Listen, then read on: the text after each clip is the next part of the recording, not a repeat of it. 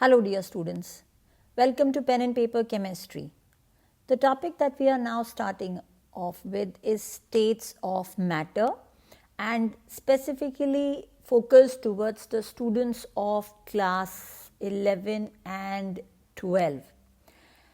And before we get started, please don't forget the pen and notebook or paper in your hand so that you can note down whatever is written on the screen, which will be good for offline reference. Right? So let's get going.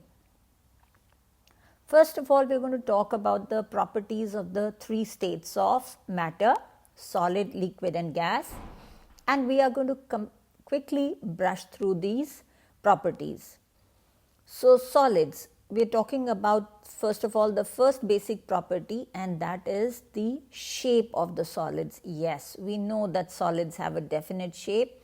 It will be good if you can help me out in classifying these properties, because this is something that we are revising from your previous years. So we are going to use your prior knowledge. So what about liquids? Yes, they take the shape of the container. You can draw a chart so that it's easier for you to tabulate as well as revise. Same way, gases, do they have a fixed shape? No, they also have no fixed shape. Now, would you like to pause the video and try to list down whatever properties you know about solids, liquids and gases? So the second is volume. Do solids have a fixed volume? What about liquids and gases? Try writing them in short sentences so as to differentiate between the three states of matter. Fluidity, rigidity. Fluidity means the ability to flow. Do solids flow on their own? Do you find that your pen, will it flow on its own? What about liquids? You put water on the floor. Does it flow? In which direction will it flow? How about gases? How do they flow? Rigidity. Rigidity means the ability to prevent distortion in shape. Out of solids, liquids and gases, which one is most rigid? Diffusion. Diffusion means movement of particles from high concentration region to a low concentration region. Yes, you light any, you put up a smoke or you light an incense stick. What do you notice? You light up a fragrant candle. What do you notice? What do you see? What happens to the smoke particles which are there? What do you observe? Where is it highest in the case of solids, liquids or gases? Compressibility, ability where of a substance so that we can reduce it in size and volume. Are solids easily compressible? You take your notebook, you press it. Do you think you can compress it easily? What about liquids? If you apply pressure onto water in a glass, do you think you'll be able to compress this water in a glass or a beaker and make it occupy smaller volume? Is it easily possible? And what about gases? Think about the C and G that is used. What does the C stand for? Yes, it is the compressed natural gas. That means natural gas which has been made to occupy a smaller volume, right? Interparticle distance. In the case of solids, how is the interparticle distance? In the case of liquids, how is it? In the case of gases, how are the particles arranged? Good. This is all knowledge from your class 9 or 10 that we are carrying forward and we are building upon. So have you got this chart ready? Wonderful. Yes, there are blank spaces, meaning to say in the case of liquids, the interparticle distance is intermediate. It is in between that of the solids and the gases. And same interparticle forces are highest in the case of solids and least in the case of gases. And this description is very much according to the kinetic theory of matter. Now, what happens when these different states of matter are heated? Here we've got a diagrammatic representation of the solid state of a substance, the liquid and the gaseous form of a substance. As is very clear, and you know it very well, in the case of solids the particles are very tightly packed. They are not allowed to move. Just imagine your classroom with around 80 students in one classroom. So what will happen?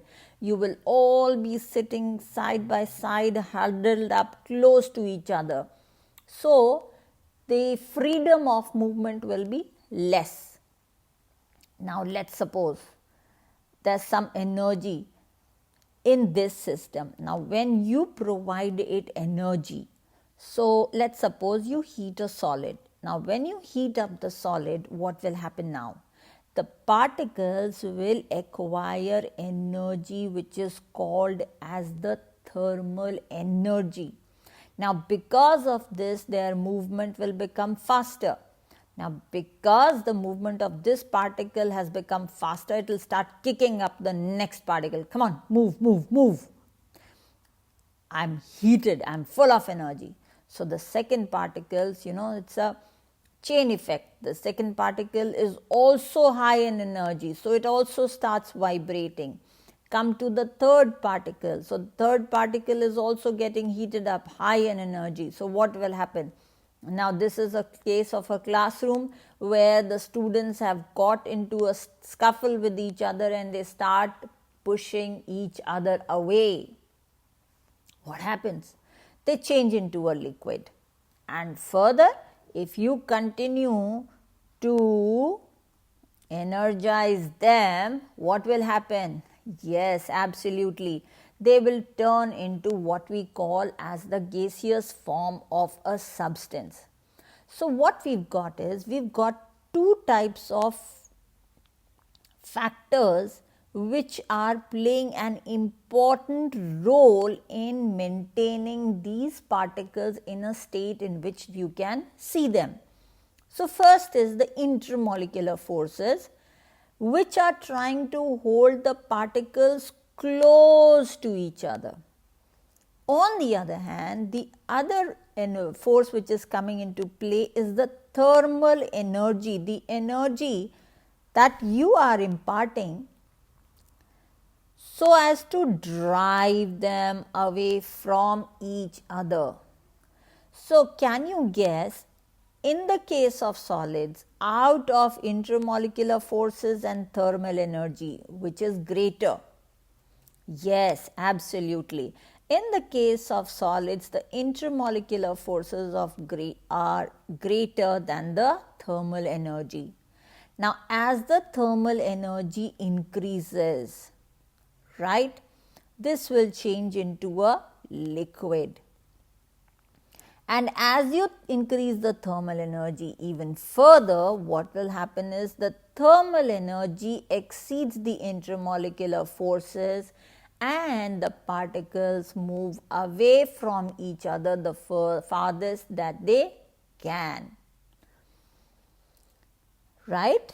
So let us list it in a diagrammatic manner. So when we talk about the intermolecular forces, these intermolecular forces are highest in the case of solids, followed by liquid, and of course least in the case of gases, right? And what about thermal energy? Energy due to the movement of particles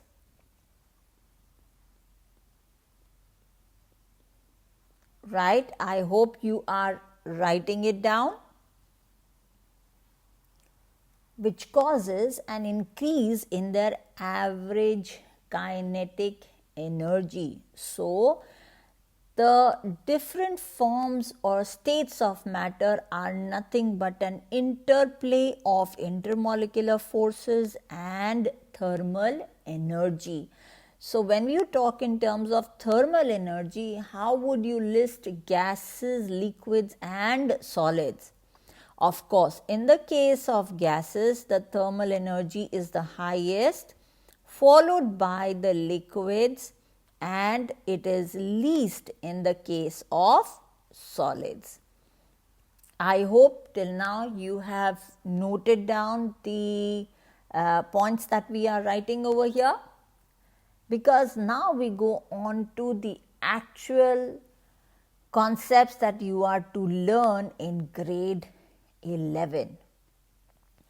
We are going to talk about, first of all, the units that we are going to use in this particular chapter. Why am I talking about units? Is because there's a lot of confusion that arises because of these units. Somewhere, for some of the physical quantities, we are using the SI system of units, whereas at other places you will find the more commonly used units. So, we need to define as well as interrelate them. Again, I request you to keep noting down all these points, because these are your notes for offline reference. First of all, we are talking about pressure. You need to first understand the concept of pressure. What is pressure? We've got a beaker over here. The particles of the gas are in a state of continuous random motion inside this beaker. They in turn, during this movement, are striking the walls of this container. Because the particles are associated with a certain mass, that means they are exerting a force on the walls of the container, and this force is equals to the product of mass and acceleration of the particles. Now, because there is a force, there is a certain area over which this force is acting. We say pressure is the force acting per unit. The SI unit of force is Newton, area is meter square. Hence, the SI unit of pressure becomes Newton per meter square, or what is also commonly called as Pascal, in honor of Blaise Pascal, who worked in this particular field.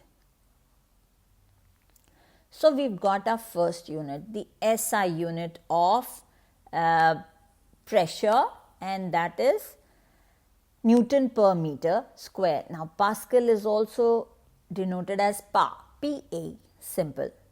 Now, understand that this Pascal is a very small value. You know how much is the atmospheric pressure, the pressure which the atmosphere is exerting on us around approximately at sea level? It's 100 Pascal. So, if I am talking about 1 Pascal, you can imagine that it is a very, very small value. So, when you are doing this particular chapter, at a number of places you will find pressure being expressed as kPa, kilopascals, and you know for kilo the value is 10 to the power 3. In other words, 1 kilopascal would be nothing but 1000 Pascal. Other than this, you will see the unit of pressure as bar, standard atmosphere, technical atmosphere. Now, technical atmosphere is not something which you will frequently come across at this point of learning, but at a later stage. Torsilli. This is another way of expressing the pressure. You may also come across an expression like millimeter of mercury. That means where you do in physics, pressure is equals to HdG. We express the pressure in terms of the height of the mercury column, right? Now, if we are using these various expressions or various units of pressure, we need to correlate them. So, let's get going. What I have done over here is, just like we draw the conversion of solid, liquid and gas, I have drawn a conversion triangle. It's very easy to understand. See over here, bar to pressure is you multiply by 10 to the power 5, because 1 bar is 10 to the power 5 pascals. So, obviously, pascal to bar is multiply by 10 to the power minus 5. Pascal to standard atmosphere. 1 pascal is 9.86 into 10 to the power minus 6 standard atmosphere, or simply what you would be doing as atmospheric pressure. On the other hand, standard atmosphere to pascal is multiplied by 101.325. Again, bar to standard atmosphere to bar. Got it? Again, I repeat, you will be coming across kPa more often, that is kilopascals, that is equal to 1000 pascal. So, 1 bar would be how many kilopascals? Yes, it would be 100 kilopascals. Have you noted till now? Okay. Next, we come to the physical quantity which we will be requiring in this chapter is volume. The various units used to express volume are liter, meter cube and centimeter cube. Very, very simple, right? Now, 1 liter is equals to 1000 centimeter cube or cc, or it is also written as centimeter cube. Also remember that 1 meter is equals to 100 centimeter, right? So, if I am saying 1 meter cube, this means 1 meter into 1 meter into 1 meter. That is 100 centimeter into 100 centimeter into 100 centimeter. Some of you might be finding it very childish, but in my experience, this is one area which puts the students off from learning chemistry, because they get lost in the system of units that we are using. That is why we are going to spend a little more time in understanding this particular topic. So, what we've got over here, 1 meter cube is 10 to the power 6 centimeter cube. So, you can see over here, meter cube to centimeter cube multiply by 10 to the power 6, centimeter cube to meter cube multiply by 10 to the power minus 6, right? I hope till this much it is clear. Okay. Now, how do you convert liter to meter cube? Let's understand that as well. Now, you've got 1 liter is 1000 centimeter cube, right? So, you will have 1000 centimeter cube means centimeter into centimeter into centimeter. I want to derive a relation between liter and meter cube. So, just leave the 1000 as it is. How do you convert centimeter to meter? Yes, of course, 1 meter is 100 centimeter by 100 and by 100, right? This is meter, I will write meter, 1 meter, meter, right? So, what do you get over here? 1 upon 10 to the power 3 or 1 upon 1000 meter cube, right? So, 1 liter is 10 to the power minus 3 meter cube. Please be very careful. See, 1 liter is 10 to the power 3 centimeter cube, but 1 liter is 10 to the power minus 3 meter cube. I hope this is clear over here. So, that is why, if you notice, what are the conversion systems that we've used? Liter to meter cube multiply by 10 to the power minus 3. So obviously meter cube to liter, multiply by 10 to the power 3. Another physical quantity that we will be using in this chapter is temperature. Now till now you would have heard only about degrees Celsius and Fahrenheit, and how do you express one in the form of the other? If you remember, the formula that we teach you is C by 5 is F minus 32 by 9, as simple as that. So I've just modified this formula in order to convert degrees Celsius to Fahrenheit and Fahrenheit to degree Celsius. Now what is new for you is the Kelvin temperature. We shall be defining the Kelvin temperature as we advance in this topic, but for now simply understand that Kelvin is used for scientific purposes, and what we do is degrees Celsius to Kelvin is you simply add 273. So supposing I have got a temperature as 27 degrees Celsius, then this temperature in Kelvin would be 227 plus 273, right? Can you do the calculations for me? How much does it come to? Yes, absolutely. It is 300 Kelvin. Now, if you notice over here, I have not shown you the conversion of Fahrenheit to Kelvin. Firstly, usually it is not required. And secondly, if it is required also, then you follow the wire route. It is better to convert Fahrenheit to Celsius and Celsius to Kelvin. It is much easier and less prone to mistakes rather than me giving you a formula by connecting these two.